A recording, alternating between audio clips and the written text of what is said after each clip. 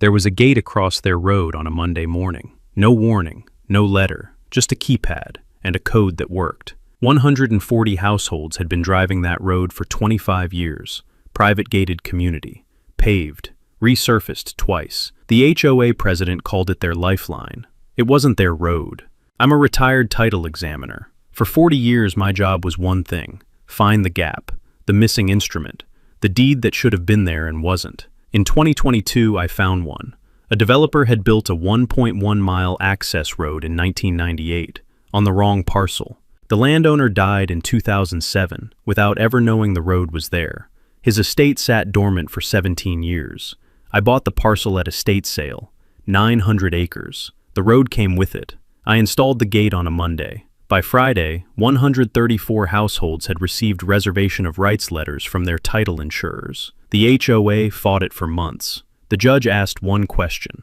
1. They recorded the easement in 68 days. All right, before we get started, comment where you're watching from, smash that like button, and hit subscribe for more amazing stories. Cecil Rowe had been reading deed chains the way other men read maps. Not for where they went, but for where they stopped, where they skipped, where the instrument that should have been there wasn't. Since his first year as a title examiner's apprentice in 1981, when his supervisor had handed him a chain of title for a 40-acre parcel and had said, "Find the gap."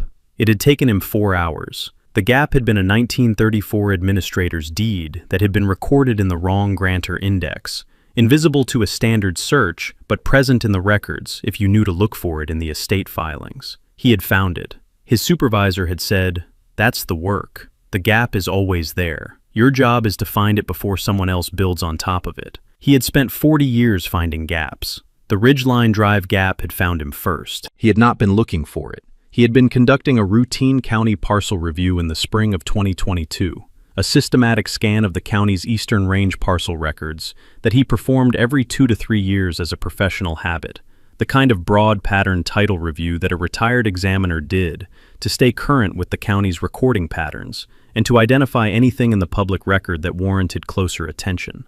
He had been working through the parcel index in alphabetical order, by grantor name, when he had pulled the chain for a parcel listed under the estate of Gordon J. Flatt, deceased, a 900-acre timber and grazing property in the county's Eastern Range, the estate in administrative dormancy, the parcel listed as unresolved in the county's estate records. He had looked at the parcel's location on the county assessor's map and had noted that the parcel's western boundary ran along the ridge spine in the Eastern Range. He had pulled the adjacent parcel's records, Ridgeline Estates, a 140-unit HOA development constructed in 1999, the common area parcel held by the Ridgeline Estates HOA. He had looked at the development's access, one road in, one road out, a paved road running 1.1 miles from the county highway to the HOA's main gate, the road corridor running along the ridge spine that formed the flat parcel's western boundary. He had looked at the road's recorded status in the county's road index, not listed. He had looked at the flat parcel's deed records for any easement recorded in favor of Ridgeline Estates or Pinnacle Homes or the county. None. He had looked at the County Road Commission's acceptance records for Ridgeline Drive. No acceptance recorded. He had set the parcel map printout on his desk and had looked at the road corridor's position relative to the flat parcel's boundary line. The road was on the flat parcel. He could see it in the assessor's map overlay, the road's center line running approximately 30 feet inside the flat parcel's western boundary, for the full 1.1-mile length, the road corridor entirely within the flat parcel, never crossing onto the Ridgeline Estates common area parcel or onto the county right-of-way. He had written in his parcel review notebook, flat parcel, Eastern Range, road corridor, Ridgeline Drive, appears to run entirely within flat parcel's western margin, no easement recorded. No road dedication, no county acceptance, warrants full chain review. He had begun the full chain review the following week. The chain of title for the flat parcel ran from the current estate administration back through 14 conveyances to the original federal land patent issued in 1887, a homestead entry patent conveying the 900-acre parcel to a settler named James Aldrich. The patent recorded in the county deed records in September 1887, and indexed under the federal patent recording system. Cecil had pulled each conveyance in the chain and had read it in sequence. the 1887 patent, the 1903 warranty deed from Aldrich to a timber company, the 1931 timber company dissolution and assignment to a successor, the 1948 warranty deed to a ranching family named Holt, the 1967 warranty deed from the Holt estate to an agricultural holding company, the 1979 warranty deed from the holding company to Gordon J. Flatt as an individual, and the estate's dormancy following Flatt's death in 2007. He had read each instrument for 3 elements: the parcel's boundary description, the reservations and exceptions clause, and any easement grants or encumbrances. The 1887 patent had described the parcel by its government survey legal description: township, range, section, and quarter section. The subsequent conveyances had carried the legal description forward, each warranty deed restating the boundary description without material change. No conveyance in the chain had granted a road easement. No conveyance had reserved a road easement. No conveyance had referenced Ridgeline Drive or any predecessor road corridor on the parcel's western margin. He had then pulled the development chain, the conveyances that had brought the adjacent parcel from its agricultural predecessor to Pinnacle Homes, and then to the Ridgeline Estates HOA. The adjacent parcel's chain was shorter: a 1994 warranty deed from an agricultural holding company to Pinnacle Homes LLC, and a 2000 Community Association deed from Pinnacle Homes to the Ridgeline Estates HOA, conveying the 22-acre common area parcel. He had read both instruments for easement grants across the Flatt parcel. None. Pinnacle Homes had not obtained an easement from Gordon Flatt before building the road. The Community Association deed had not conveyed any access easement across the Flatt parcel to the HOA. The HOA's 22-acre common area parcel had been conveyed without road access rights.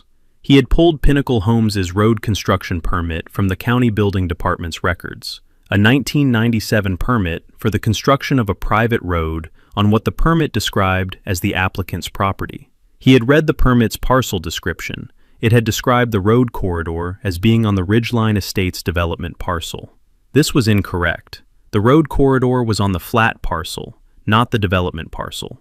The County Building Department had issued the permit based on Pinnacle Homes' representation and had not verified the road corridor's parcel location against the deed records.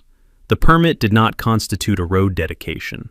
The permit did not constitute an easement. The permit was a construction authorization based on a misrepresentation of the road corridor's ownership. He had pulled the County Road Commission's records for Ridgeline Drive through 2022. No acceptance petition filed by Pinnacle Homes. No acceptance petition filed by the HOA. No county maintenance records for the road. No county road sign installation record. The county had never been asked to accept the road and had never accepted it. The road was not a county road.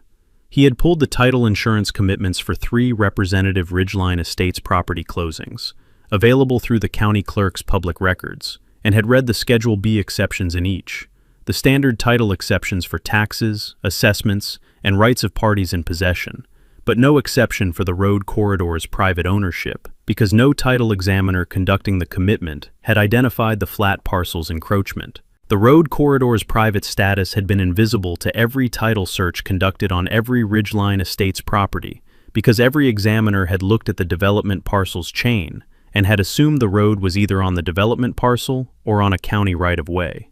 None of them had looked at the adjacent parcel's chain. None of them had laid the road corridor's center line against the Flatt parcel's western boundary description. Cecil had.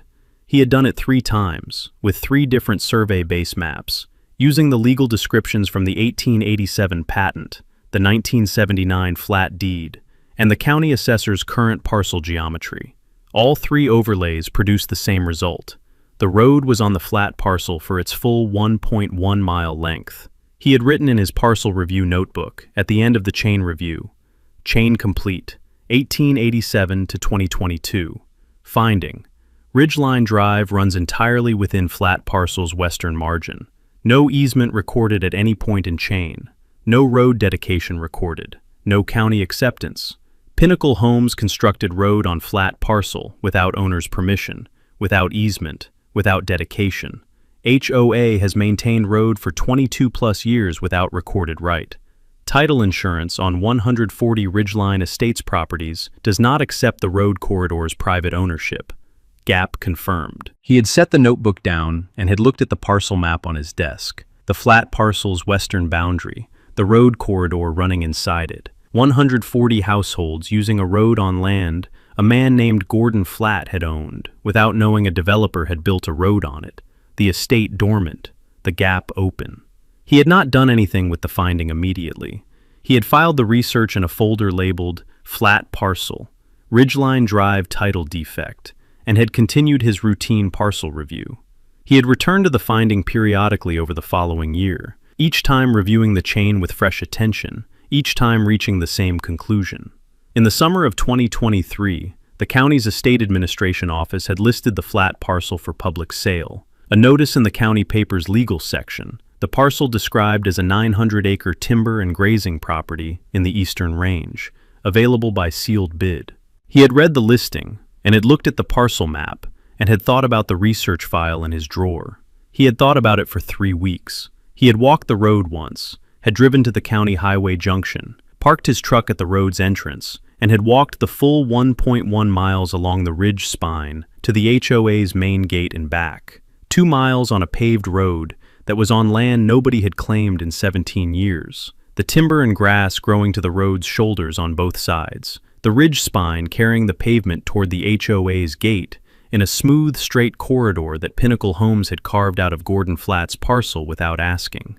He had walked back to his truck at the county highway junction and had stood at the road's entrance, the point where Ridgeline Drive left the county right-of-way and entered the flat parcel, and had looked at the road's first 50 feet on private land. 40 years of title examination had made the legal character of that pavement as visible to him as the pavement itself. He had submitted a sealed bid for the parcel in August 2023. He had been the only bidder. The estate administrator had accepted his bid in October 2023. The purchase and sale agreement had been executed in November 2023, the closing in March 2024. His deed recorded in the county deed records on April 3, 2024. He had prepared his own title commitment before closing. The chain of title reviewed one final time. The road corridor's private status confirmed. Every instrument from 1887 to the estate's conveyance to him verified and filed. He had prepared a title research memorandum for his own file, dated the day before closing, summarizing the chain, the defect, the absence of any easement or dedication, and the HOA's 25-year unauthorized use of the road corridor. He had signed and dated the memorandum, and had filed it behind the deed in his title research files. His deed had recorded on April 3, 2024, at 9:47 a.m. in the county deed records, indexed under his name as grantee. He had pulled the recording confirmation from the county clerk's online portal at his desk that afternoon and had set it on the title research file. The 900-acre parcel was his. The road was on his property. It had been on his property since 9:47 a.m. on April 3, 2024. He had called Clara Venn that afternoon. She had been referred to him by the same network of county practitioners who had referred Harlan Dodd and Walter Greer, the title and property law community in the county's western district, where Clara's reputation in recorded instrument disputes had grown through 5 years of HOA enforcement proceedings. He had briefed her in 40 minutes, the chain of title, the road corridor's physical location, the absence of any easement or dedication, the county's non-acceptance, the HOA's 25-year use, the title insurance dimension, and his decision to purchase with full knowledge of the defect. She had been quiet for a moment after he finished. Then she had said, "You bought a 900-acre parcel specifically because the title defect made it valuable." He had said, "I bought a 900-acre parcel that had been dormant for 17 years at estate sale price because my title research identified a significant legal issue affecting an adjacent community that needed to be resolved and had been ignored because nobody had looked at the right chain. The defect was not creating value for me. It was creating liability for 140 households who had no idea it existed." She had said, "Fair. Send me the full research file." He had sent it that evening. The complete chain documentation from 1887 forward, the 3 survey overlays confirming the road corridor's position within his parcel, the Pinnacle Homes road construction permit and its misrepresented parcel description, the County Road Commission's non-acceptance records, the title insurance commitment excerpts from the 3 representative closings, and his pre-closing research memorandum. She had called the next morning and had said, "The chain is clean. The defect is exactly what your research shows. The demand letter goes out Monday." He had said, "I want to be reasonable. The HOA didn't cause the defect. Their developer did. They've been maintaining that road for 25 years in good faith." Clara had said, "Good faith use of someone else's property without a recorded instrument is still unauthorized use. It's still trespass at law. The remedy is the recorded instrument, the easement that should have been negotiated in 1997 before the road was built. The demand letter gives them the opportunity to negotiate it. That's the reasonable path." He had said, "Write the letter." She had said, "I'll have it Monday." He had gone to the road that evening, the April dusk cool on the ridge, the pavement running north from the county highway junction, through his timberland toward the HOA's main gate, 1.1 miles ahead, the gate's stone pillars visible at the road's far end in the fading light. He had stood at the road's entrance and had looked at the pavement. His name was on the deed. His survey overlays were in the research file. His 40 years of title examination had produced a chain of title stretching back to an 1887 federal patent that described this ridge as private land. And every instrument in the chain from 1887 to April 3, 2024, had been consistent on one point. No one had ever given anyone the right to build a road here. He had written in his title research log that evening, "Deed recorded April 3, 2024. Road corridor confirmed within parcel boundaries. No easement recorded. No dedication, no county acceptance. Clara Venn retained. Demand letter Monday. 140 households. 1.1 miles. 25 years. Matter. Open." He had looked at the last line. He had added, "The gap is always there. This one has been here since 1997. He had closed the log and gone inside. Pinnacle Homes had filed the Ridgeline Estates development plan with the County Planning Department in February 1997. The site plan had shown 140 residential lots, arranged along the ridge system in the county's eastern range. The lots ranging from 0.6 to 2.1 acres. The development's access provided by a single road running 1.1 miles from the county highway to the development's main gate along the ridge spine. The road had been labeled on the site plan as Ridgeline Drive, Primary Access Road, Private. The site plan had not shown the road corridor's parcel ownership. The site plan had not shown that the road corridor ran entirely within the adjacent timber parcel, owned by Gordon J. Flatt.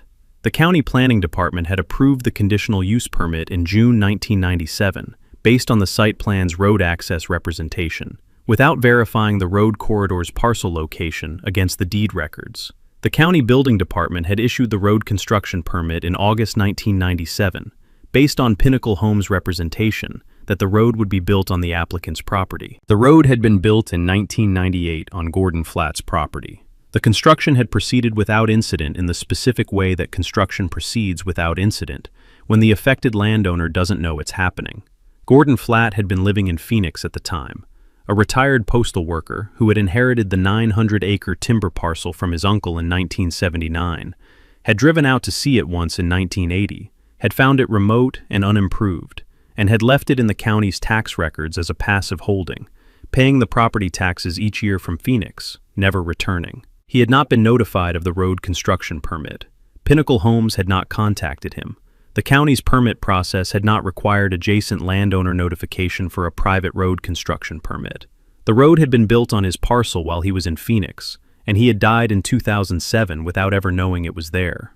The 140 homes had been constructed between 1998 and 2002, and had sold at prices ranging from $310,000 for the smallest interior lot to $590,000 for the largest Ridgeview lot. The development marketed as Ridgeline Estates, private ridgetop living with gated community access. The marketing materials had described Ridgeline Drive as the community's private access road, maintained exclusively for Ridgeline Estates residents. The word private, in that context, had meant private to the HOA, residents only, no public through traffic. It had not addressed the road's underlying parcel ownership, because no one in Pinnacle Homes' development process had looked at the adjacent parcel's chain to verify that the road corridor was on Pinnacle Homes property. The title insurance policies issued at each of the 140 closings had been written by 4 different underwriters, 2 national title insurance companies, and 2 regional carriers. Each policy's Schedule B exceptions had listed the standard encumbrances, taxes, assessments, rights of parties in possession, the HOA's CC&Rs, and the development's recorded plat. None of the Schedule B exceptions had listed the road corridor's private ownership status because none of the 4 underwriters' title examiners had identified it. Each policy's Schedule A coverage had included road access, the standard affirmative coverage language confirming that the insured property had legal access to a public road. The public road was the county highway. The access to the county highway was Ridgeline Drive.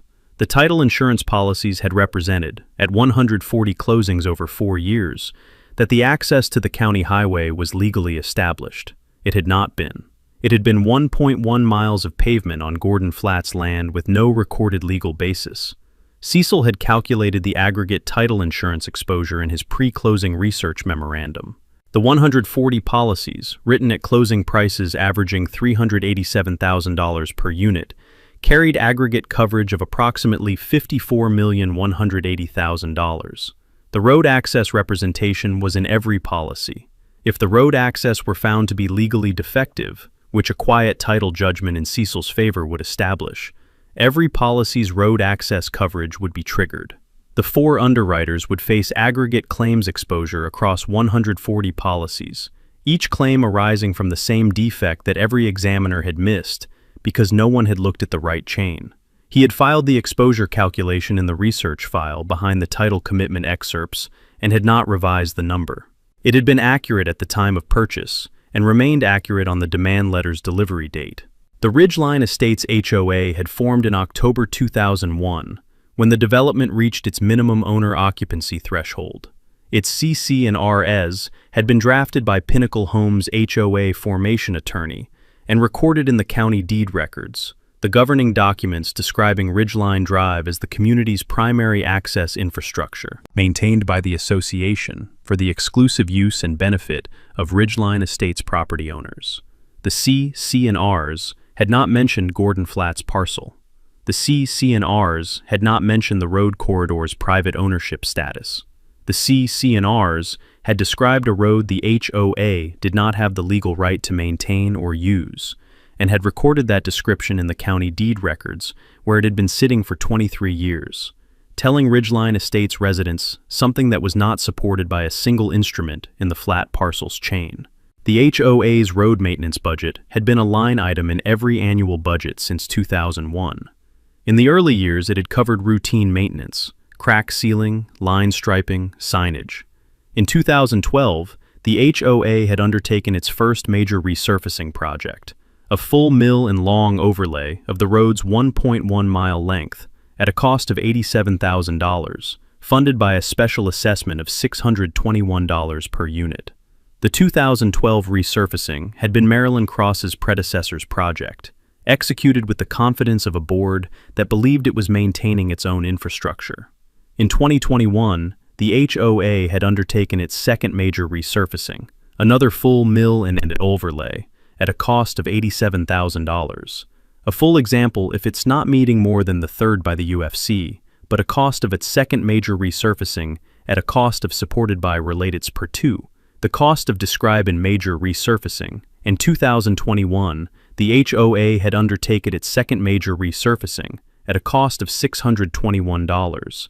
In the 2020, the HOA had undertaken its second major resurfacing at a cost of supported by relateds per 2. In 2021, the HOA had undertaken its second major resurfacing in a cost of supported by relateds per 2. In 2021, the HOA had undertaken its second major resurfacing at a cost of supported by relateds per 2. In 2021, the HOA had undertaken its second major resurfacing at a cost of supported by relateds per 2. In 2021, the HOA had undertaken its second major resurfacing at a cost of supported by relateds per 2. In 2021, the HOA had undertaken its second major resurfacing at a cost of supported by relateds per 2. In 2021, the HOA had undertaken its second major resurfacing, and a cost of supported by a related per 2. In 2021, the HOA had undertaken its second major resurfacing, at a cost of supported by a related per 2.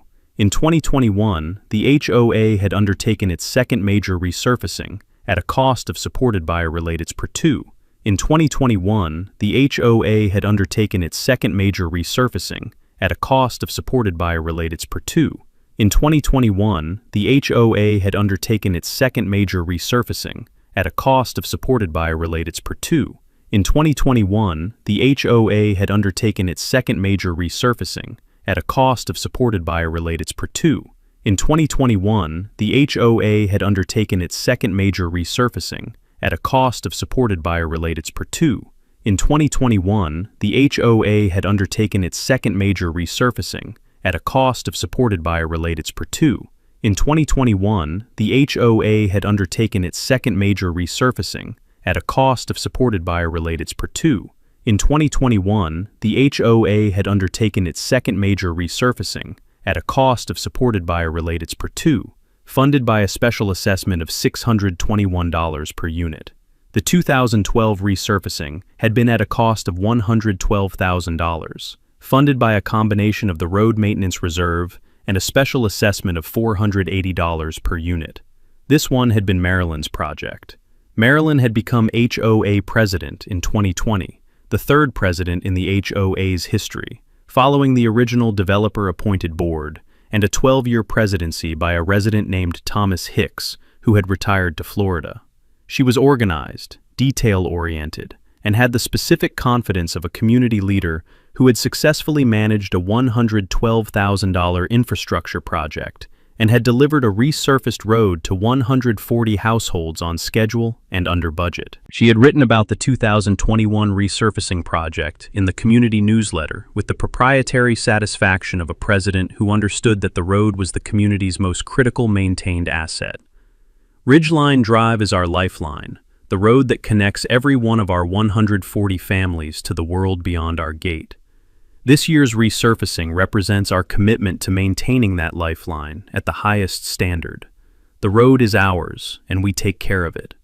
She had appeared in a County Community Association magazine feature in 2022, Ridgeline Estates, a model HOA for infrastructure stewardship, in which she had described the HOA's road maintenance philosophy, its reserve funding discipline, and Ridgeline Drive as the centerpiece of the HOA's infrastructure portfolio. The magazine had photographed her standing on Ridgeline Drive at the development's main gate, the paved road running south behind her toward the county highway. She had said, "That road represents 22 years of community investment. We maintain it, we fund it, we own it. It's the foundation of everything Ridgeline Estates is." She had never looked at whose name was on the deed for the land the road ran across. The HOA's 25 years of forum posts and annual meeting minutes had treated Ridgeline Drive with the institutional certainty of an organization that had never questioned its ownership. The annual meeting minutes were consistent across 25 years. The road maintenance report delivered by the Facilities Committee chair at each annual meeting, the reserve fund balance for road maintenance noted, the resurfacing schedule discussed and updated. Not once in 25 years of annual meeting minutes had any board member asked, "Do we have a recorded easement for this road?" The question had not been asked because the question had not been conceivable. The road was the HOA's road. It said so in the CC and Rs. They had built it, maintained it, resurfaced it twice, and driven it every day for a quarter century. Cecil had read the annual meeting minutes for the years available in the county's HOA registration records, the last 7 years, required to be filed with the county clerk. He had read the road maintenance reports for each year and had filed them in the research folder behind the title insurance exposure calculation. He had read Maryland's 2021 newsletter about the resurfacing project. He had filed it. He had read the 2022 magazine feature. He had filed it. He had written nothing in the research file's margin about any of these documents. They were evidence, not analysis, and the analysis was already complete. He had driven Ridgeline Drive one more time after his deed recorded. The week after closing, on a Tuesday morning in April 2024, driving his truck from the county highway junction to the HOA's main gate and back. He had noted the road's condition. Good, the 2021 resurfacing holding well. No significant cracking or surface distress. The lane markings fresh, the drainage ditches clear. The HOA had maintained the road properly. He had noted the road's physical dimensions, approximately 22 feet of paved surface, 2-foot gravel shoulders, drainage ditches on both sides, the road corridor occupying approximately 30 feet of width within his parcel's western margin, for the full 1.1-mile length. He had estimated the road corridor's land area, approximately 3.9 acres of his 900-acre parcel, the most valuable 3.9 acres on the property in terms of its legal and community significance. He had noted the locations of the utility infrastructure running along the road corridor, the overhead electric service line, the telephone cable, the buried fiber optic conduit, whose installation notice he had found in the county's permit records, all of them running along a road corridor on his property without easements. He had added a utility easement dimension to the demand letter's scope when he had called Clara after the drive. Clara had said, "Good catch." The utility infrastructure adds 3 additional unauthorized encumbrances to the parcel. I'll include them in the demand letter's scope: the access easement, the utility corridor easements, and the compensation for 25 years of unauthorized use across all of them. The demand letter had gone out on a Monday, 11 pages, certified mail to the HOA's registered agent, to Marilyn Cross individually as HOA president, and to the HOA's management company. The letter's core demand had 3 components. First, a recorded permanent access easement appurtenant to the HOA's common area parcel, establishing the legal right to use Ridgeline Drive for ingress and egress, at fair market value reflecting the road corridor's strategic location as the development's only access. Second, recorded utility easements for the electric, telephone, and fiber optic infrastructure running along the road corridor, at fair market value per utility. Third, compensation for 25 years of unauthorized use of Cecil's property. The road corridor's trespass period calculated from 1999 through 2024 at the county's established land use rate for private road corridors. Clara had included one paragraph near the letter's close that she had read to Cecil before sending. The access easement that Cecil Rowe is offering to negotiate is the instrument that Pinnacle Homes was required to obtain from Gordon J. Flatt before constructing Ridgeline Drive in 1998. Its absence from the Ridgeline Drive parcel's deed records constitutes a title defect that affects the access coverage of every title insurance policy issued at closing for every Ridgeline Estates property. The licensed title insurance underwriters who issued those policies carry a contractual obligation to defend their insured's access rights against a claim of defective title. Those underwriters will become aware of this matter when the quiet title action is filed in county court. The recorded access easement that Mr. Rowe is proposing would resolve the title defect in the deed records and close the underwriter's exposure before the filing date. The HOA's response deadline is 30 days. Cecil had read that paragraph twice. He had said, "The title insurers." Clara had said, "Marilyn Cross has maintained that road for 4 years and resurfaced it for $112,000. She is confident." The title insurers are not going to be confident when they receive their first reservation of rights inquiry. Their legal departments move faster than any HOA board when a policy's affirmative access coverage is in question. I want the HOA to understand that the clock is not just running on their response deadline. It is running on their insurer's awareness of the defect. He had said, "Send it." She had sent it on Monday. Cecil had driven to the county highway junction that afternoon and had stood at the road's entrance one more time, the pavement running north through his timberland, the HOA's main gate visible 1.1 miles ahead, 140 households driving this road this afternoon and this evening and tomorrow morning. On his property, on his deed, the gap that had been open since 1997, now named and documented, and 30 days from either a negotiated resolution or a gate across the road, and a quiet title action in county court. He had written in his title research log, "Demand letter delivered.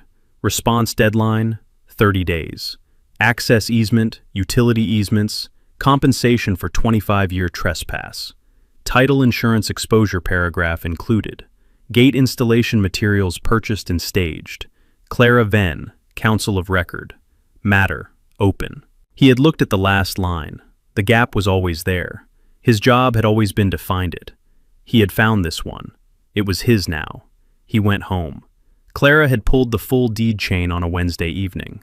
She had the county deed records portal open on her office computer, the grantor-grantee index search running on the flat parcel's legal description, the results loading in sequence from the oldest recorded instrument forward. Cecil had sent her the complete research file the night of his deed recording, the chain documentation from 1887 through the estate conveyance to him, the 3 survey overlays, the permit records, the title commitment excerpts, and she had read it twice before calling him the next morning.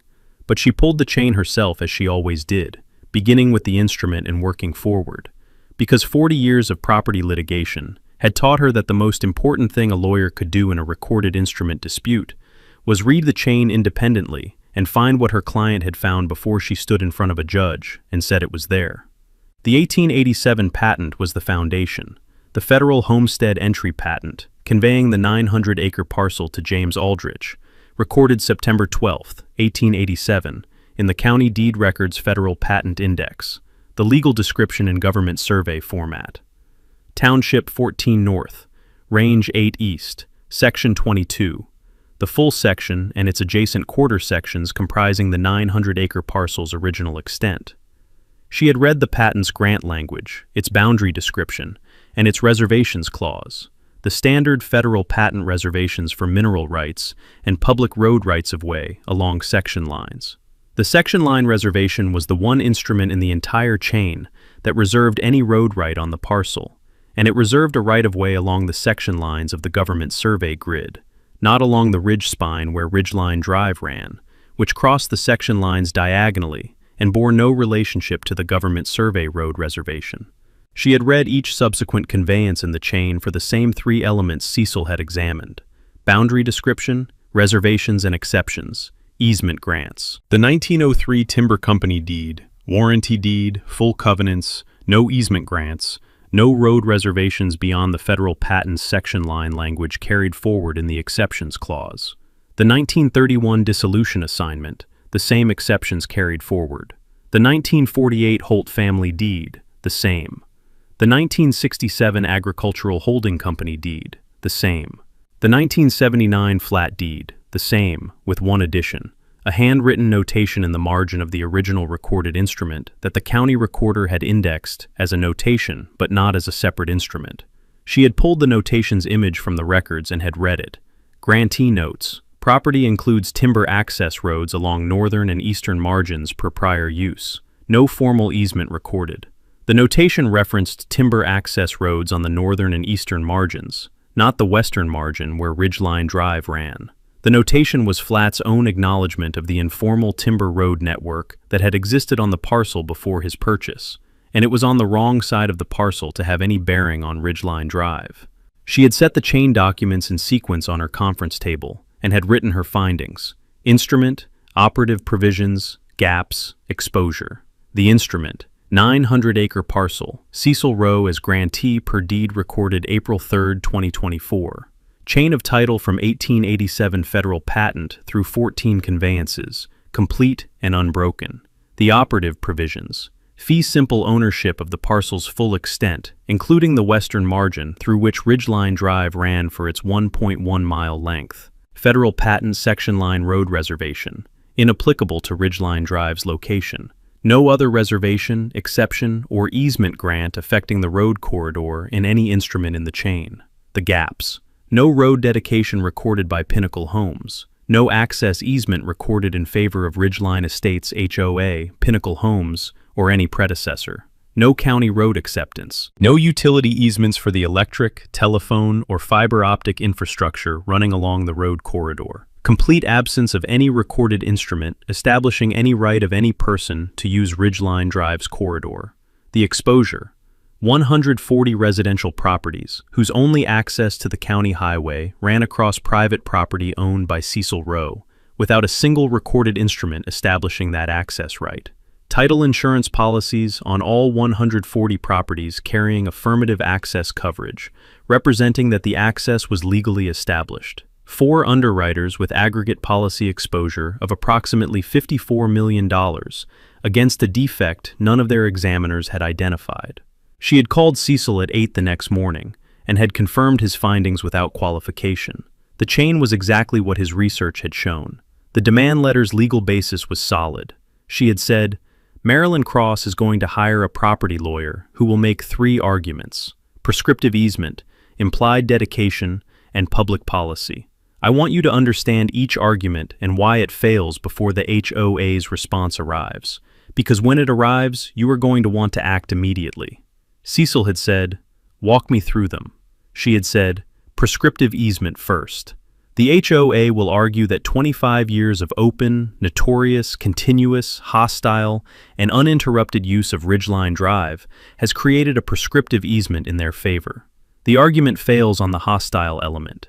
Prescriptive easement requires use that is hostile to the owner, meaning use without the owner's permission and in a manner inconsistent with the owner's ownership rights. Gordon Flatt's use, or rather his non-use and non-knowledge, was not permission. But prescriptive easement also requires that the use be hostile during the statutory prescriptive period, and the statutory period in this state is 20 years. The HOA's use began in 1999. The statutory period ran to 2019. For the hostile element to be established, the use from 1999 to 2019 had to be hostile to an owner who was alive and could have known about the use. Flatt died in 2007. His estate entered administrative dormancy in 2007. The question is whether use against a dormant estate constitutes prescriptive use against an owner with capacity to object. The answer under this state's case law is complicated, and the HOA knows it, which is why they'll lead with the other arguments. She had said, implied dedication second. The HOA will argue that Pinnacle Homes' construction of a road, its use as the development's access road, and 25 years of community use constitute an implied dedication of the road to public use, creating a public road that cannot be closed. The argument fails because implied dedication requires 2 elements: the owner's intent to dedicate and the public's acceptance of the dedication. Neither element is present. Pinnacle Homes never expressed any intent to dedicate the road because Pinnacle Homes apparently didn't know it was on Flatt's parcel. Gordon Flatt never expressed any intent to dedicate because he never knew the road existed, and the county never accepted the road. No maintenance, no signage, no acceptance petition, no county road designation. Without acceptance, there is no public road, regardless of how long the community has used it. She had said, public policy third. This is the argument that will resonate most with a judge and least succeed as a legal matter. The HOA will argue that closing a road used by 140 families as their only access to the county highway is against public policy and constitutes an unconscionable exercise of property rights, regardless of the legal ownership question. The argument is not a legal defense to a quiet title action. Public policy does not override a property owner's right to have title quieted in his name, and it does not create an easement where none was recorded. But it will influence the judge's thinking about the remedy, and it is why the court's order will almost certainly require a negotiated easement rather than a permanent closure. The public policy argument is not wrong as a matter of equity. It is just not a defense. Cecil had said.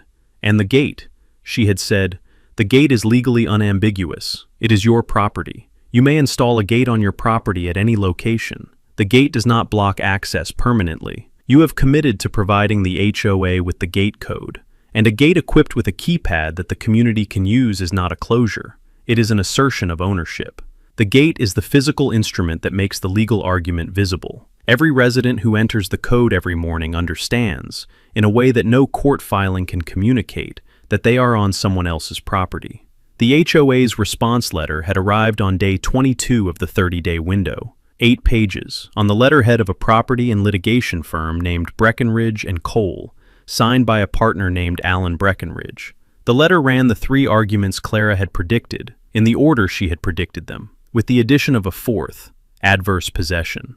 The HOA had argued that the combination of the prescriptive easement claim and the 25-year use period constituted adverse possession of the road corridor itself, not just a use right, but actual title to the 3.9-acre road corridor, on the grounds that the use had been open, notorious, continuous, hostile, exclusive, and actual for the full statutory period.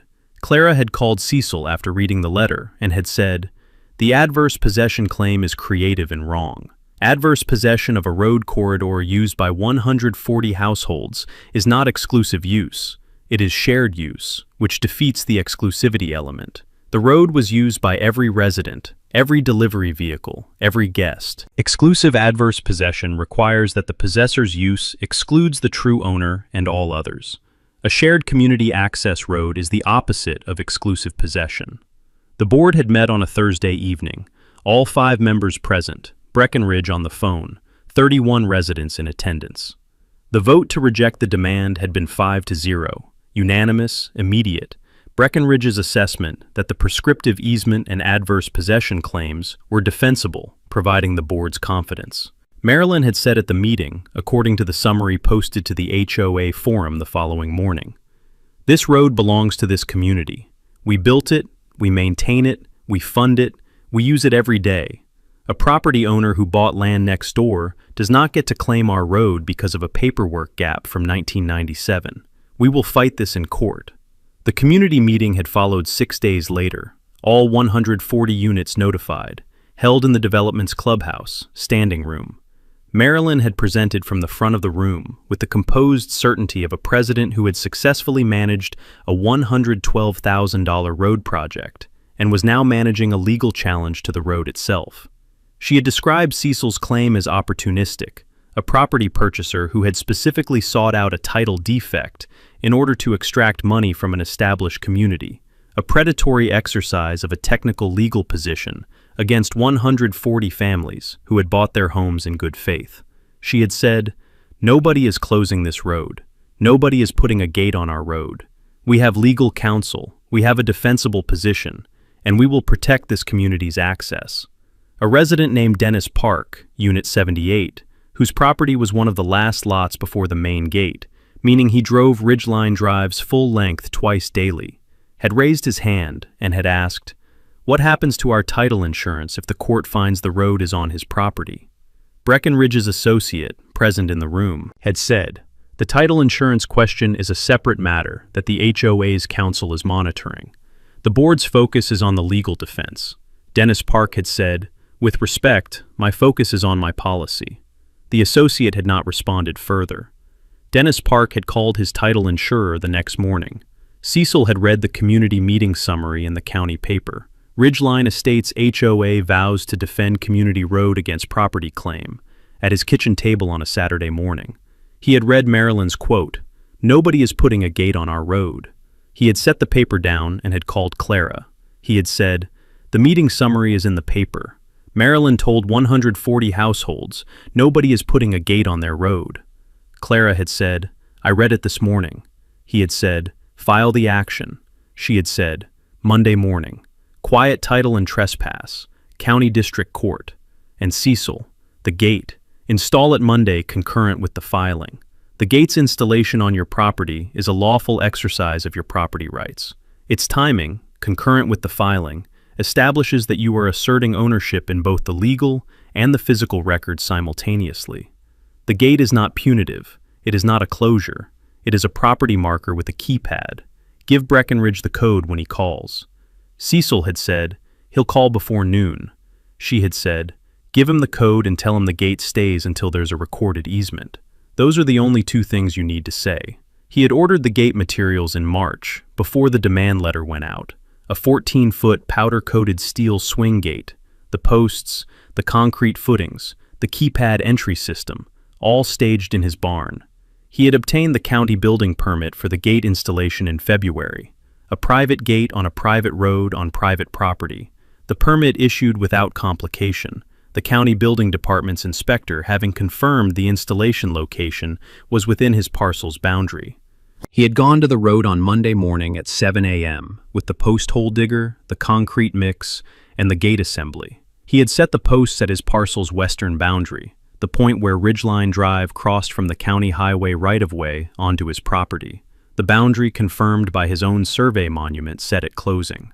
He had poured the footings and had waited for the concrete to cure through the morning while the gate leaned against his truck. At 2 p.m., he had hung the gate on the cured posts, installed the keypad on the north post, programmed the entry code, and swung the gate closed for the first time. He had stood at the gate and had looked north along Ridgeline Drive, the pavement running through his timberland toward the HOA's main gate, 1.1 miles ahead, the road that 140 households would drive home this evening, entering a code on a keypad to pass through a gate on private property, because a developer in 1997 had built a road on the wrong parcel, and nobody had looked at the right chain until Cecil had.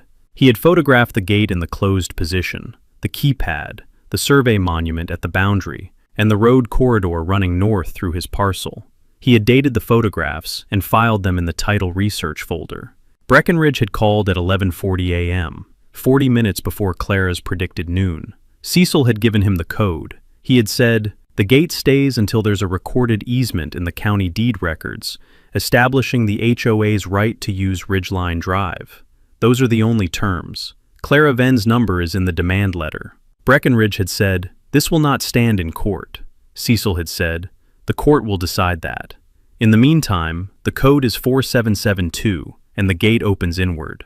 He had ended the call and had written in his title research log, "Gate installed Monday, 2 p.m., at parcel's western boundary. Keypad operational. Code provided to HOA council. Action filed Monday a.m. by Clara Venn. Quiet title and trespass. County District Court. Demand rejected 5-0. Marilyn Cross, HOA president, told community meeting nobody is putting a gate on their road. Gate is on their road. Matter. Filed." He had looked at the log entry. He had thought about his supervisor in 1981 handing him a chain of title and saying, "Find the gap." He had found it. He had bought it. He had built a gate on it. The gap was closed now in every sense that mattered. The legal record in the court's filing index, the physical record in the gate across the road. He went home. The gate had been on the road for 6 hours when the first forum post appeared.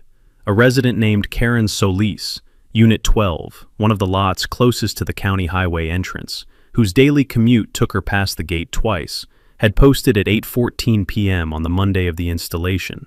"There is a locked gate across Ridgeline Drive at the county highway end. There is a keypad. I called the management company and they gave me the code. The gate opens. But does anyone know what this is and why it's there?"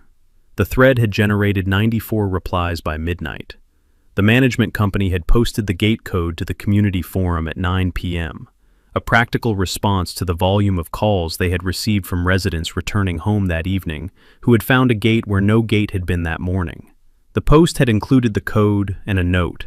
"The board is aware of the gate installation and is convening an emergency meeting tomorrow evening. More information to follow." It had not explained who had installed the gate or why. Marilyn had posted at 10 p.m.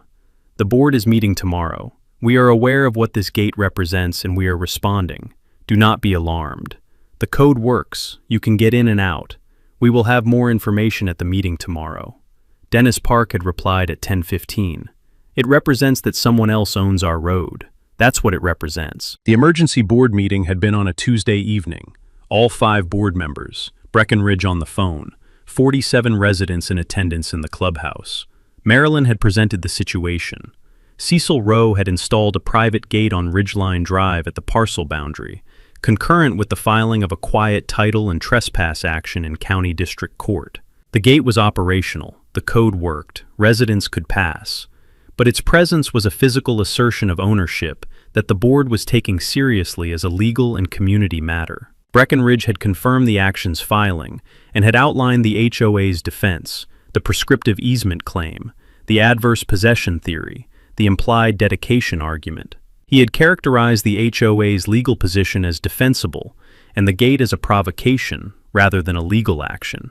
A resident named Gail Tran, Unit 55, a real estate agent who had sold 4 properties in the development over the past 3 years, had raised her hand and had said, "I want to ask about the title insurance question. Every buyer I've represented in this development had a title policy. If the court finds that the road is on his property and we have no easement, what happens to those policies?"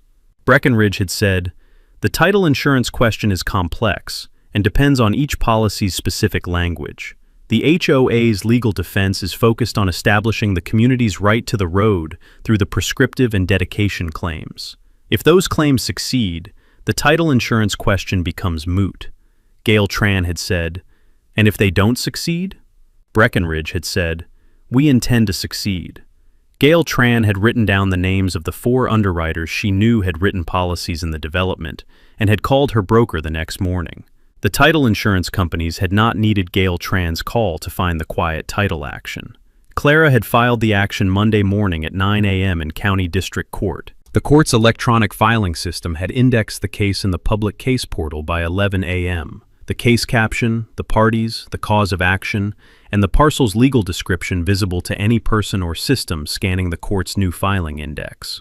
2 of the 4 underwriters whose policies covered Ridgeline Estates properties had automated monitoring systems that scanned the county court's new filing index daily for case captions and parcel descriptions matching their active policy portfolios. Both systems had flagged the quiet title action by 3 p.m. Monday, 6 hours after the gate went up, 4 hours after the filing, 1 hour before Breckenridge had called Cecil for the gate code.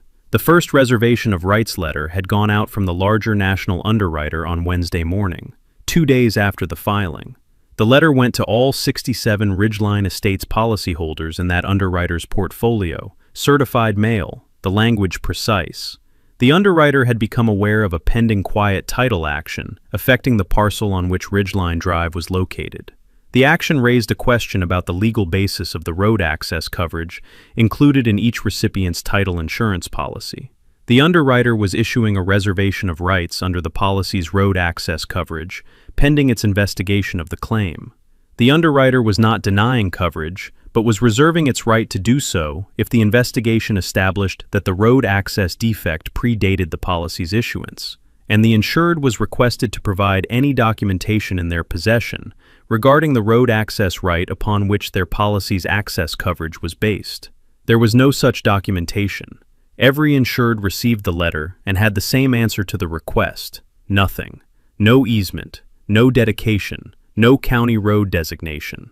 The road had always just been there, and they had always just used it. The second national underwriter had sent its reservation of rights letter on Thursday, covering 48 properties in its portfolio, the same language, the same request. The first regional carrier had sent its letter on Friday, covering 19 properties, a shorter letter, but the same substantive reservation. By the end of the first week after the gate installation, 134 of the 140 Ridgeline Estates properties had received reservation of rights letters from their title insurers. The 6 properties covered by the fourth underwriter, the smaller regional carrier, had not yet received letters, but their underwriter's legal department had flagged the action in its internal monitoring system and was preparing a response. Clara had called Cecil on Friday afternoon with the count. She had said, 3 underwriters have sent reservation of rights letters to 134 policyholders in 5 business days. The fourth carrier is preparing. This is faster than any title insurance response I've seen in a comparable case. The automated monitoring systems are doing what they were designed to do. Cecil had said, Gail Tran. Clara had said, Gail Tran helped. But the national carrier's systems would have flagged it regardless. The parcel description in the quiet title action matches the legal description in every Schedule A of every policy they've written in this development. The match is automatic. He had said, the HOA's reserve account. She had said, that's the next piece. The bank holding the HOA's Road Maintenance Reserve Fund, Meridian Community Bank, has a standard commercial account covenant requiring the HOA to notify the bank of any material legal action affecting the HOA's primary maintained infrastructure. The quiet title action affects Ridgeline Drive, which is the primary maintained infrastructure.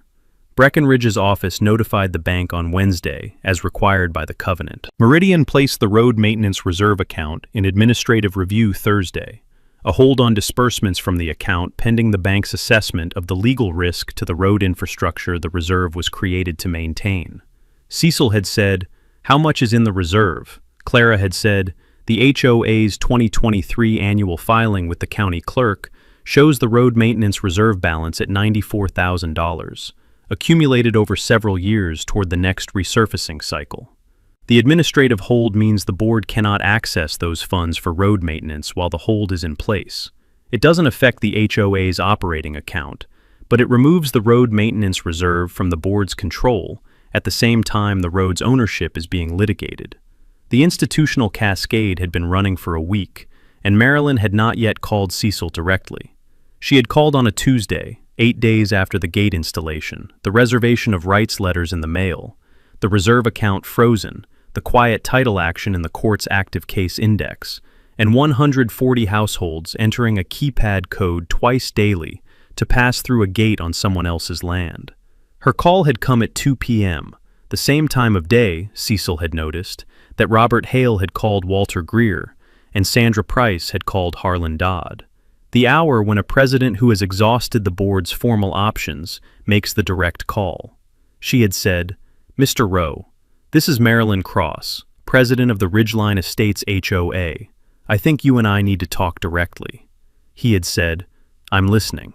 She had said, "What you have done to this community in the past 8 days, the gate, the lawsuit, the title insurance letters, the reserve account freeze, you have created a crisis for 140 families who bought their homes here in good faith, who had nothing to do with whatever Pinnacle Homes did or didn't do in 1997.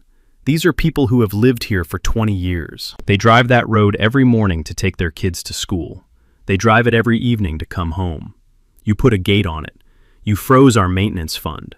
You sent their insurance companies letters questioning their coverage. For what? For a paperwork gap from a developer who has been out of business for 15 years. Cecil had let her finish. He had said, "Ms. Cross, the gate is on my property. It is installed at my parcel's western boundary, on land I own by deed recorded April 3rd, 2024, and by chain of title running to a federal patent issued in 1887. The gate has a code that works. No resident of Ridgeline Estates has been prevented from using Ridgeline Drive. The code opens the gate, and the gate opens inward. I have not blocked anyone's access. I have placed a gate on my property." She had said, "You know what that gate means to people.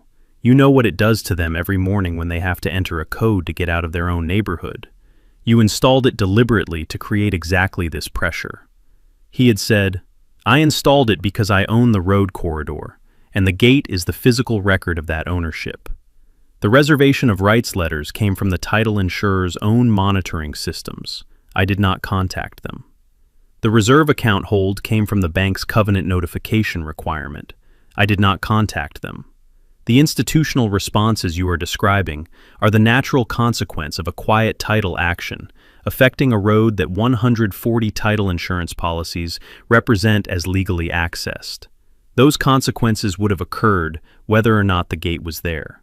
The gate did not create the crisis. The absence of a recorded easement created the crisis. It has been creating it since 1997. She had said, "You're holding this community hostage." He had said, "I'm a property owner with a deed and a survey. You're a community with a road on someone else's land. The gate stays until there's a recorded easement in the county deed records. That's the only condition for its removal. Clara Venn's number is in the demand letter."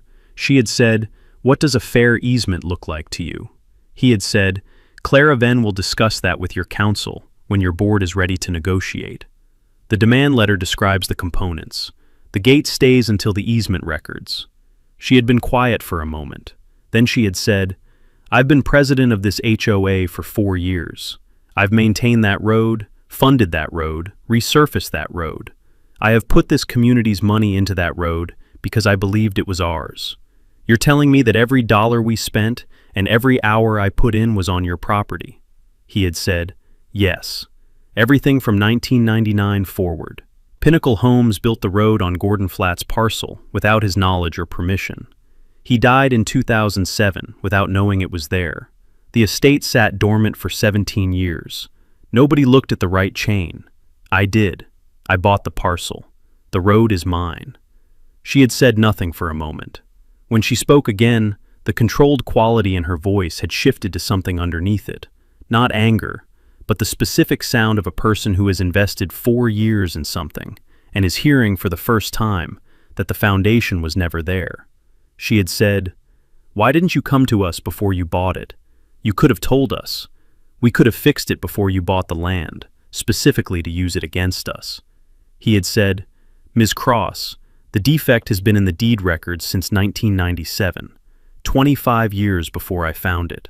I found it because I read the right chain. Any title examiner conducting a full chain review of the flat parcel in connection with a transaction affecting your development would have found it. None did because none looked. I looked. I bought the parcel, and I am now asking for the instrument that should have been in the records before the road was built. That is not using a defect against you. That is asking for what the law required in 1997 and never got. She had said, the board meets Thursday. He had said, the demand letter has Clara's number. He had ended the call and had written in his title research log, call from Marilyn Cross, HOA president, approximately 2 p.m. Tuesday. She requested gate removal and characterized action as holding community hostage. Advised, gate is on my property. Gate stays until easement records. She asked what fair easement looks like, redirected to Clara Venn. She noted 4 years maintaining road she believed was HOA's. Board meeting Thursday. Reservation of rights letters, 134 properties, 3 underwriters. Reserve account, administrative hold. Gate, operational, code active. Matter, proceeding. He had initialed the entry. He had driven to the gate that evening at dusk. The May evening cool on the ridge, the timber on both sides of the road corridor dark in the fading light. The gate closed across the pavement at his boundary, the keypad's green standby light blinking steadily. He had photographed the gate in the closed position against the evening light, and had noted in his field notebook, Day 9, gate intact, keypad operational, no tampering, road corridor condition, normal. He had driven north along Ridgeline Drive to the HOA's main gate, his parcel's road running through his timberland, the HOA's residents' cars parked in their driveways visible through the trees at the development's southern lots, and had turned around at the main gate's stone pillars and had driven back south to the county highway. 1.1 miles, his deed, his survey, his gate. The easement would record in the county deed records, or the gate would stay. He had gone home.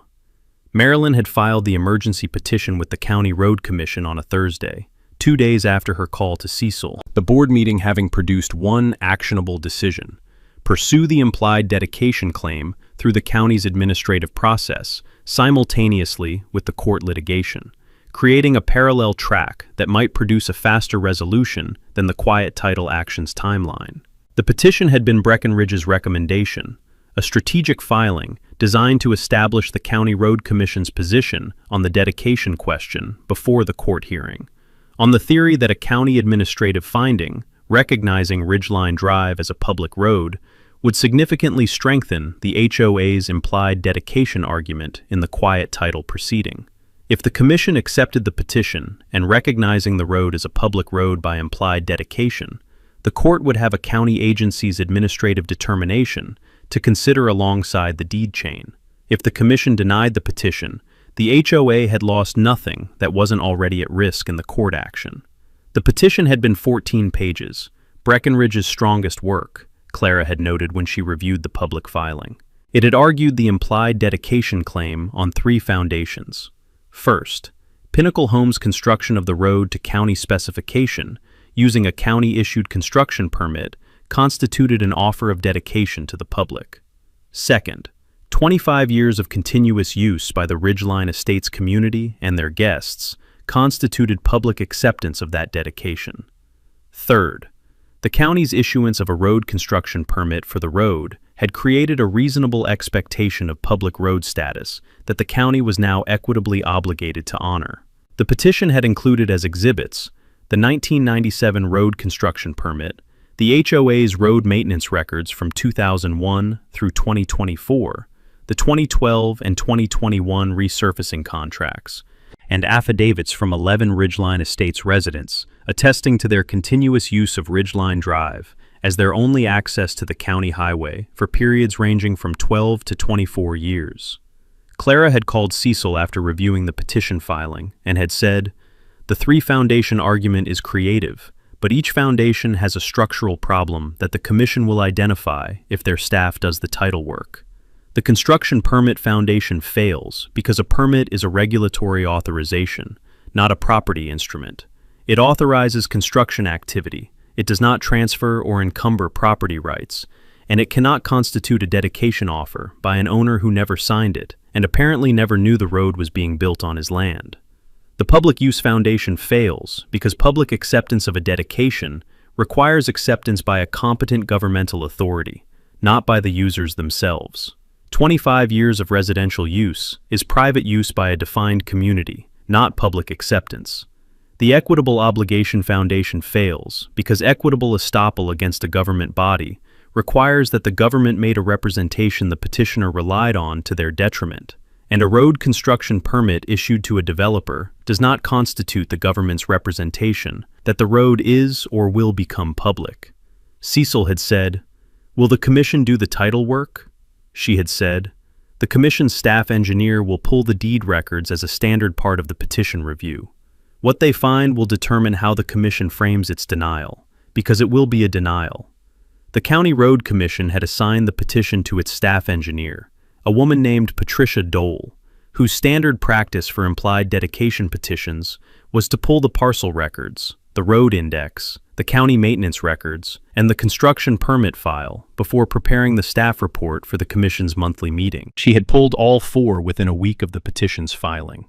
The parcel records had produced the same findings Cecil had made in 2022, and Clara had confirmed before the demand letter. The road corridor ran within the flat parcel's western margin for its full 1.1-mile length, the deed now showing Cecil Rowe as grantee per the April 3, 2024 recording. No easement recorded, no road dedication recorded in the county deed records at any point in the chain. The road index had confirmed what Cecil had found in 2022. Ridgeline Drive was not listed in the county's road index. The county's road index was the definitive record of roads accepted into the county's maintenance system. Every county road had a road index entry, an acceptance date, a road number, and a maintenance history. Ridgeline Drive had none of these. It had never been submitted for acceptance, had never been inspected for acceptance, and had never been assigned a road number. The county maintenance records had produced the commission's most significant finding. There were no county maintenance records for Ridgeline Drive. The county's road maintenance department had never graded, patched, plowed, signed, or in any way maintained Ridgeline Drive. The road had been maintained entirely by the Ridgeline Estates HOA. The HOA's own maintenance records, submitted as exhibits to the petition, inadvertently documented this fact with precision. Every maintenance entry from 2001 through 2024 was an HOA action, HOA funded, HOA contracted, with no county participation of any kind. The HOA's evidence of maintenance had proven the opposite of what the petition needed. It had established that the county had never maintained the road, and therefore had never exercised the governmental maintenance authority that typically accompanies public road acceptance. The construction permit file had confirmed Breckenridge's first foundation's fatal defect. The 1997 permit had been issued to Pinnacle Homes LLC as the applicant. The permit described the road as a private road on the applicant's property, and the permit contained the standard notation on all private road construction permits. This permit authorizes construction activity only and does not constitute a road dedication or a commitment by the county to accept the road into the county road system. The notation had been on the permit since 1997. Breckenridge had not included the permit's full text in the petition's exhibit. He had included the permit's cover page and the construction specifications. The notation was on page 3 of the permit's standard conditions. Patricia Dole had read page 3. She had prepared the staff report in 12 days, a 4-page document summarizing her findings and recommending denial of the petition on 3 independent grounds. First, the road construction permit did not constitute a dedication offer because it was issued to the developer, not executed by the parcel owner, and contained an explicit disclaimer of dedication intent. Second, the county had no maintenance records for Ridgeline Drive and had never exercised governmental maintenance authority over the road, precluding a finding of public acceptance. Third, the road was not listed in the county road index and had never been submitted for acceptance, the foundational requirement for recognition as a county road. The commission had held its monthly meeting on the second Tuesday of the following month. a standard agenda with the Ridgeline Drive petition listed as item 7 of 11. Breckenridge had attended in person to present the HOA's argument. The commission's chair had asked 2 questions after Breckenridge's presentation. Did the county have maintenance records for this road? And was the road in the county road index? Breckenridge had said, "The HOA has maintained the road, which constitutes community acceptance of the dedication." The chair had said, "I asked about county maintenance records in the road index." Breckenridge had said, "No, the road is not in the index." The chair had said, "Thank you." The commission had voted 4-0 to deny the petition, accepting Patricia Dole's staff report's findings and recommendation without modification. The commission's finding had been filed in the county's road records the following week, a 1-page document indexed under Ridgeline Drive's location description, the finding stating, "Ridgeline Drive is not a county road. The road has not been accepted into the county road system, has never been submitted for acceptance, and is not listed in the county road index. The county has no maintenance records for Ridgeline Drive. The implied dedication claim submitted in the emergency petition is denied on the grounds that no valid dedication offer has been identified, and no governmental acceptance of the road has occurred. This finding is filed for public record." Clara had called Cecil the morning after the commission's finding recorded, and had said, "The county's finding is in the road records. It's a public document. Every attorney, every title examiner, and every underwriter who pulls the road records for Ridgeline Drive from this point forward will find the commission's finding alongside the deed chain. The implied dedication argument is now foreclosed, not just in the court proceeding, but in the county's administrative record." Cecil had said, "How many reservation of rights letters now?" She had said, "The 4th underwriter sent its letters last week. The smaller regional carrier, 6 properties. Total, 140 properties, all 4 underwriters, every Ridgeline Estates title policy under reservation of rights. And the commission's denial will trigger a second round of underwriter attention. Their legal departments will want the commission's finding in their investigation files because it directly addresses the public road dedication argument, which was the HOA's strongest alternative theory for establishing access rights independent of Cecil's ownership. He had said, "Marilyn hasn't called again." Clara had said, "The board meeting after the commission's denial will be the moment. She'll either call you or she'll call me. One of those calls is productive and one isn't." Cecil had been photographing the gate every morning since the installation, a daily discipline he had maintained as the physical record of the gate's continuous presence, the photographs dated and filed in sequence in the title research folder. Each morning at 7 a.m., he had driven to the gate, photographed it in the closed position with the keypad's standby light visible, noted the gate's condition in his field notebook, confirmed the keypad was operational, and driven back to the ranch. The photographs ran in an unbroken daily series: the gate against the morning light, the road running north through the timber, the survey monument at the boundary visible in the foreground of each image. The gate had not been tampered with. The keypad had not been damaged. No resident had approached him at the gate. The code continued to work. He had tested it himself each morning before photographing, and the HOA's residents continued to use it, the gate swinging open for their morning departures and evening returns, the daily rhythm of 140 households entering 4 digits twice a day to pass through a gate on someone else's land. He had noted in his field notebook on day 31, the morning after the commission's finding recorded, "Gate intact, keypad operational, County Road Commission denial recorded yesterday. Title insurers, 140 properties, 4 underwriters, all under reservation of rights. Court action, pending. Demand, outstanding. No contact from HOA board since Marilyn's call on day 9. Matter, proceeding." He had stood at the gate that morning longer than usual. The June morning, clear on the ridge, the timber on both sides of the road corridor, green in the early light, the road running north through his parcel toward the HOA's main gate. He had looked at the survey monument at the boundary, the iron pin he had set at closing, its cap stamped with his name and license number and the date of the survey. His name, his number, his gate. He had gone back to his truck and had driven north along Ridgeline Drive one more time. The habit he had developed since the gate installation, the daily confirmation that the road was as he had left it, the pavement in the condition the HOA had maintained it, the road corridor running through his timberland and the straight corridor Pinnacle Homes had cut in 1998 on a parcel they had never owned. He had turned around at the main gate's stone pillars and had driven south, past the development's southern lots, past the timber on both sides, back to the gate at the boundary, through the open gate on the way out, and back to the county highway. 1.1 miles. His deed, his survey, his gate. The county's finding in the road records. The title insurer's letters and 140 policy files. The hearing was coming. The commission had closed the administrative track. The court would decide the rest. He had written the morning's log entry and had gone inside. The hearing was set for a Wednesday in late July.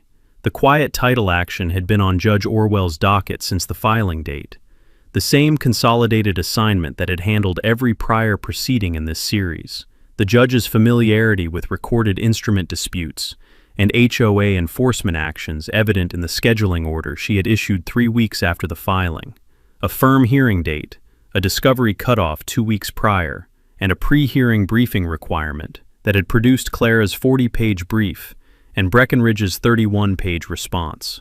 The courtroom was the same small county district room. Marilyn sat in the gallery's front row with all 4 remaining board members, Breckenridge at the respondents' table with his property law associate and the water rights consultant he had retained for the prescriptive easement theory. Clara sat at the petitioner's table with Cecil to her left, the title research file on the table, the deed chain binder beside it. 3 rows behind Marilyn sat the counsel for 2 of the 4 title insurance underwriters, a litigation partner from a regional firm retained jointly by the 2 national carriers, and a solo practitioner retained by the larger regional carrier. They had filed notices of appearance as interested parties, their presence in the gallery the visible institutional weight of $54 million in aggregate policy exposure, attending a county district court hearing on a chain of title that went back to 1887. Clara had presented in 50 minutes, the longest presentation in any of these proceedings, because the deed chain's depth required more foundation than a dam operating license or a reservoir use agreement, and because the County Road Commission's administrative record added a documentary layer that the dam safety cases had not carried. She had opened with the 1887 patent, the document on the projector, the federal homestead entry, the legal description, the grantor James Aldrich. She had said, "This is where the chain begins. 137 years of recorded title, 14 conveyances, every instrument read and verified. The road corridor that Ridgeline Estates has used as its only access to the county highway for 25 years runs within this parcel's western margin for its full 1.1-mile length. It has run within this parcel since 1998, when Pinnacle Homes built it here without the parcel owner's knowledge or permission. It runs within this parcel today because Cecil Rowe purchased the parcel at estate sale in March 2024. His deed recorded April 3, 2024. And no instrument in the chain from 1887 to the present conveys any right to any person to build, maintain, or use a road on this parcel's western margin." She had moved through the chain in sequence, each conveyance on the projector, the boundary description, the reservations clause, the easement grants. 14 instruments, 14 times the same finding. No road easement, no road dedication, no reference to any road corridor on the parcel's western margin until Gordon Flatt's 1979 margin notation, which referenced timber access roads on the northern and eastern margins and was silent on the western margin where the road ran. She had placed the Pinnacle Homes road construction permit on the projector, the cover page, then page 3, the standard conditions notation enlarged. This permit authorizes construction activity only and does not constitute a road dedication or a commitment by the county to accept the road into the county road system, she had said. The permit the HOA's petition cited as a dedication offer contained, on its 3rd page, an explicit disclaimer of dedication intent. The county knew in 1997 that a construction permit was not a dedication. Pinnacle Homes knew in 1997. The county building department's standard conditions have carried this language since 1989. The petition's first foundation was contradicted by the exhibit the petition submitted to support it. She had placed the County Road Commission's denial finding on the projector, the 1-page document, the Commission's 3 independent denial grounds, the filing date. She had said, The County Road Commission reviewed this petition with the benefit of a full title search, the county's maintenance records, and the road index. Their finding is in the county's road records. Ridgeline Drive is not a county road, has never been submitted for acceptance, has never been maintained by the county, and is not subject to implied dedication on the submitted evidence. The county's administrative finding on the dedication question is now in the public record and is before this court. She had placed the HOA's own maintenance records on the projector. The records submitted as exhibits to the commission petition, 23 years of HOA maintenance entries, each one documenting an HOA action on a road corridor within Cecil's parcel. She had said, "The HOA submitted these records to the County Road Commission as evidence of public acceptance of the road's dedication. The commission correctly found that HOA maintenance is not governmental acceptance. But these records serve a second purpose in this proceeding. They are the HOA's own contemporaneous documentation of 25 years of unauthorized use of Cecil Rowe's parcel, 25 years of trespass, documented in the HOA's own records, submitted voluntarily to a government agency, and now in the court's evidentiary record." She had placed the title insurance dimension last, the 4 underwriters, the 140 policies, the aggregate coverage figure, the reservation of rights letters now in every policy file. She had said, "The title insurers' counsel are present in this courtroom today as interested parties because their aggregate policy exposure on the access coverage question exceeds $54 million. Their presence is the financial dimension of the legal question this court is deciding. The recorded access easement that Cecil Rowe proposed in his demand letter, the instrument that Pinnacle Homes was required to obtain from Gordon Flatt in 1997 and never did, is the instrument that resolves the title insurer's exposure, clears the reservation of rights from 140 policy files, and closes the administrative record in the county's road index." Breckenridge had presented for 40 minutes. His prescriptive easement argument had been the most carefully developed section. The adverse possession theory had been dropped from the briefing after Clara's exclusivity analysis had been filed, and Breckenridge had concentrated his remaining argument on the prescriptive use claim and the public policy dimension. His property law associate had presented the prescriptive easement case law, citing 7 state court decisions recognizing prescriptive road easements over private land. Clara had cross-examined on each. In 6 of the 7 cases, the servient estate owner had been present and had failed to object during the prescriptive period.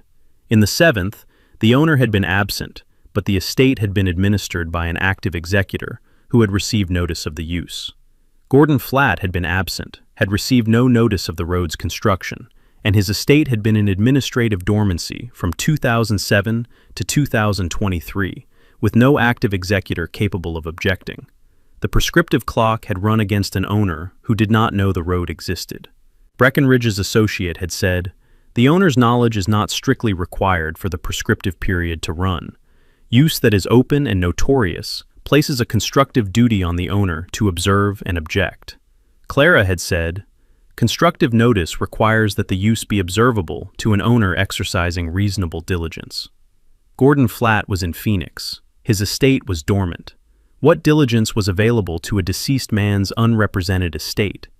The constructive notice doctrine assumes an owner capable of exercising diligence. The prescriptive easement theory requires, at minimum, an owner who could have known. The record does not support that element here.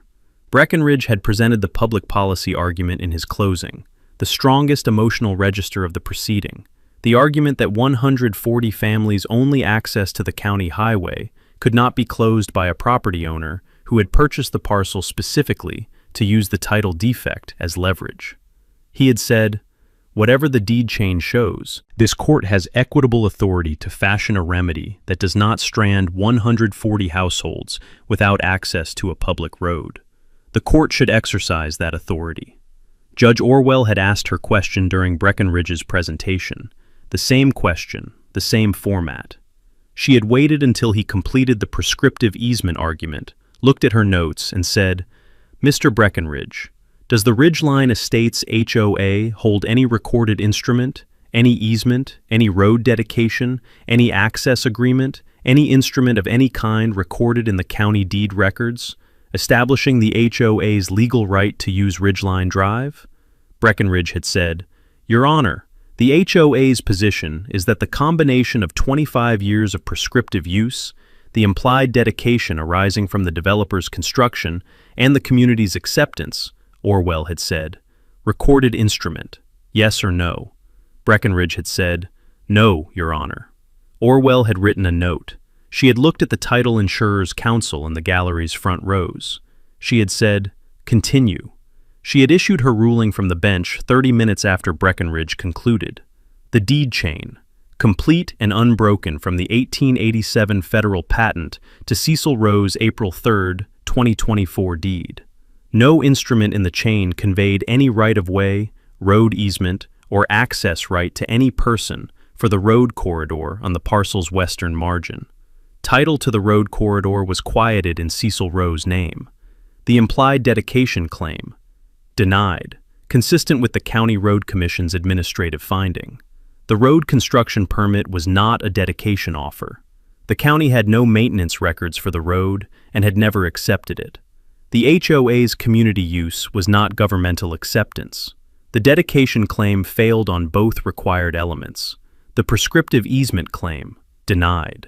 The hostile element required use against an owner capable of objecting. The record did not support constructive notice to a deceased owner's dormant, unrepresented estate during the critical portion of the prescriptive period. The prescriptive claim failed. The adverse possession claim, denied. Exclusivity element not established. Shared community road use is not exclusive possession. The public policy argument, acknowledged. The court recognized the equitable dimension of 140 households' access dependency and fashioned the remedy accordingly. The order. Cecil Rowe held fee simple title to the road corridor, quieted against all claims of the HOA. The HOA was directed to negotiate a recorded permanent access easement with Cecil Rowe within 90 days of the order's date, the easement to be appurtenant to the HOA's common area parcel, and to address the right of access for all Ridgeline Estates property owners, the utility corridor rights, and fair compensation for 25 years of unauthorized use. If no recorded easement was executed and filed within 90 days, Cecil Rowe was authorized to close the gate permanently, and the HOA would be required to identify and construct an alternative access route at its own expense within 1 year, the HOA bearing all costs of acquisition and construction. She had said, "The court is aware that this order places the HOA in a difficult position. The court is also aware that the instrument being ordered, a recorded access easement, is the instrument that Pinnacle Homes was required to obtain in 1997 before building this road. 25 years of community investment in a road built on someone else's land without a recorded right is not a basis for extinguishing the landowner's title. It is the basis for understanding why the recorded instrument matters, and why the 90-day window is the court's acknowledgement that a fair negotiation is better than a permanent closure." She had gathered her notes. Cecil had set his hand on the title research file on the table, the chain from 1887, the gap from 1997, the gate from April, the ruling from today. Every instrument in sequence, the record complete. Clara had said quietly, "The permanent closure authorization is the order's force. No HOA board survives telling 140 households to find another road." Cecil had said, "Marilyn resigns before the weekend." He had picked up the title research file and had followed Clara out of the courtroom into the July afternoon. The gate was still on the road. The easement was 90 days away. Marilyn's resignation letter went to the community forum on a Friday, 2 days after the judgment, 1 paragraph, effective immediately. 5 years of service to a community she loved. No further explanation. She did not mention the hearing. She did not mention the quiet title judgment. She did not mention the permanent closure authorization that a board she had led to a 5-0 rejection vote had now produced as the community's operative legal reality. The new interim board president was Dennis Park, Unit 78, the resident who had asked about title insurance at the first emergency board meeting and had called his insurer the next morning. He had been on the board for 2 years as the facilities committee chair, the member who had signed the 2021 resurfacing contracts, who knew the road's maintenance history better than anyone on the board except Marilyn, and who had understood from the moment Cecil's demand letter arrived that the road's physical condition and its legal condition were two entirely different things. He had assumed the interim presidency the morning after Marilyn's resignation and had called Clara's office at 8 a.m. He had asked to be connected to Cecil directly. Clara had conferred the call. He had said, "Mr. Rowe, I'm Dennis Park, interim president of the Ridgeline Estates HOA. I've read the quiet title judgment, and I've read the demand letter, and I want to start negotiations today. What does a fair easement look like from your side?" Cecil had said 3 components: a permanent recorded access easement, appurtenant to the HOA's common area parcel, a perpetual right of ingress and egress for all Ridgeline Estates property owners, their guests, and service vehicles, running with the land and binding on all successors. Recorded utility easements for the electric, telephone, and fiber optic infrastructure in the road corridor, at fair market value per utility corridor, and compensation for 25 years of unauthorized use.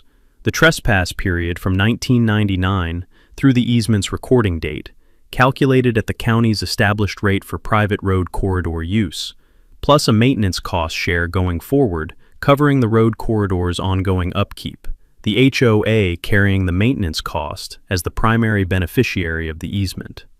Dennis had said, the water rights economist's figure in the demand letter was $218,000 for the trespass period. Cecil had said, that's the figure. Adjusted for the utility corridors, it comes to $241,000 total. Dennis had said, I'll have new counsel retained by Monday. We'll be ready to negotiate Tuesday. The negotiation had taken 4 weeks. Clara and the HOA's new property counsel, Susan Holt, retained by Dennis the following Monday, the same water rights and title attorney who had represented the Lakeview Shores and Lakeview Commons HOAs in the dam proceedings, had worked through the easement's operative provisions in 3 sessions. The access easement scope had been the most detailed negotiation. The permitted users, the vehicle weight limits relevant to the HOA's maintenance equipment, the emergency vehicle access provision, the HOA's right to maintain the road surface within the easement corridor, and the future improvement provisions governing road widening or resurfacing. The utility easements had been straightforward, a standard corridor width of 8 feet on each side of the existing infrastructure, the easement terms matching the utility company's standard easement language. The compensation figure had settled at $228,000 in the second session. The water rights economist's trespass calculation, adjusted by a passive delivery discount, reflecting the HOA's good faith maintenance of the corridor during the trespass period. The maintenance investment credited against the raw trespass figure. The maintenance cost share had been 80-20, the HOA carrying 80 as the sole beneficiary of the access easement, Cecil carrying 20 as the parcel owner with an interest in the road corridor's condition. The HOA had wired $228,000 to Clara's trust account on the instrument's execution date, the wire arriving at 2 p.m. on a Tuesday, Clara dispersing to Cecil by end of business the same day. The access easement, the 3 utility easements, and the maintenance cost share agreement had recorded in the county deed records 4 days later, the instruments appearing in both parcel indices, Cecil's 900-acre parcel and the HOA's 22-acre common area parcel. The road access right finally documented in the county deed records 27 years after Pinnacle Homes had built the road on Gordon Flats parcel without asking. The title insurers had closed their reservation of rights files within 2 weeks of the recording. Each underwriter's legal department had confirmed that the recorded access easement resolved the access coverage defect. The easement, now in the Schedule B exceptions of every policy file, as a recorded encumbrance on the servient estate. The access right, documented in the deed records as the Schedule A coverage, had always represented it to be. The 4 underwriters had sent confirmation letters to 140 policyholders. The reservation of rights was withdrawn. The policy's access coverage was reinstated without qualification. The matter was closed. Meridian Community Bank had released the road maintenance reserve account from administrative hold the same week. The $94,000 reserve available to the HOA's board for the first time since the gate had gone up. Cecil had gone to the gate the morning after the easement recorded. He had driven to the county highway junction at 7 a.m. The August morning warm and clear, the ridge visible to the north, The gate closed across Ridgeline Drive at the parcel boundary, the keypad's green standby light blinking in the morning light. He had photographed the gate in the closed position one final time, the last in the daily series that had run from the installation date through the recording date, the complete photographic record of the gate's presence filed in sequence in the title research folder. He had set the camera on the hood of his truck and had taken the keypad unit off the north post. 4 bolts, a minute's work, and had set it in the truck bed. He had taken the swing arm assembly from the truck bed, a standard residential swing arm, the kind that held a gate open by default, spring-loaded, the gate swinging closed only when manually pulled, and had installed it on the south post in place of the locking mechanism. The gate now defaulted to open. It would swing closed if pushed, but would not latch without manual engagement of a secondary pin that Cecil had no intention of engaging. He had stepped back and had looked at the gate, open, the swing arm holding it perpendicular to the road, the pavement of Ridgeline Drive running north through his timberland to the HOA's main gate, 1.1 miles ahead, the road corridor clear and open, the gate present as a structure, but not as a barrier. He had pulled his title research log from the truck's cab and had written the entry at the roadside, standing at the boundary in the morning light. August 19, 2026. Easement recorded August 18, 2026. Access easement number 2026-AE-0211. Utility easements numbers 2026-UE-0088, 0089, 0090, and maintenance agreement number 2026-MA-0112, recorded in county deed records at both parcel indices. Compensation paid and disbursed, $228,000. Title insurers, reservation of rights withdrawn, 140 policies cleared. Meridian reserve account, hold released, keypad removed, swing arm installed, gate open by default. Title quieted per court judgment dated July 23, 2026. He had looked at the entry. He had written the final line. Easement recorded. Road access confirmed. Title quieted. Matter recorded. He had initialed it and closed the log. He had walked the road. He had started at the gate, at the survey monument at the boundary, the iron pin with his name and license number stamped in the cap, and had walked north along Ridgeline Drive toward the HOA's main gate, the full 1.1 miles. The pavement was smooth under his boots, the 2021 resurfacing still holding well, the lane markings clear, the drainage ditches clean. The timber grew to the road shoulders on both sides. His timber, his parcel, the road corridor running through it, as it had run since 1998, now with a recorded instrument in the county deed records saying what the road was, and what the right was, and who held what.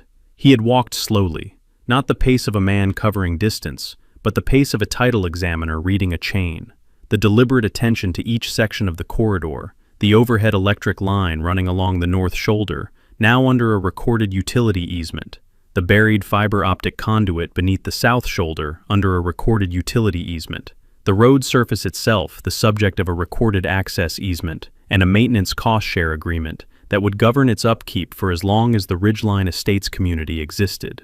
He had reached the HOA's main gate at the development's entrance, the stone pillars, the wrought iron gate standing open in the morning, the development's streets visible beyond. He had stood at the main gate and had looked back south along Ridgeline Drive, the 1.1-mile corridor running away from him through the timber to the county highway, his gate visible as a pale structure at the far end, where the road met the county right-of-way.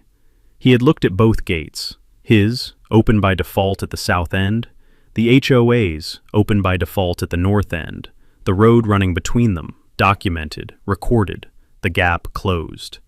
His supervisor in 1981 had handed him a chain of title and had said, "Find the gap." He had spent 40 years finding gaps.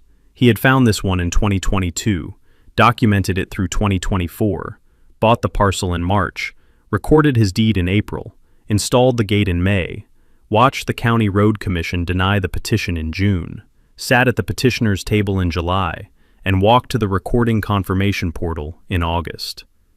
The gap was in the deed records now, not as an absence, as an instrument.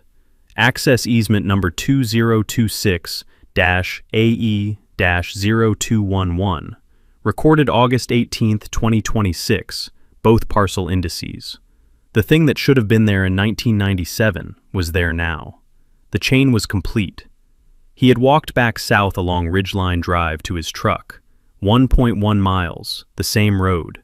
His name on the deed and the easement and the survey and the quiet title judgment. All of it in the county deed records, indexed and permanent, the way recorded instruments were supposed to be. He had reached his truck at the south gate. He had looked at the swing arm holding the gate open, the road running north through the timber, the morning light on the pavement. He had put the title research log in the truck. He had gotten in. He had gone back to his truck.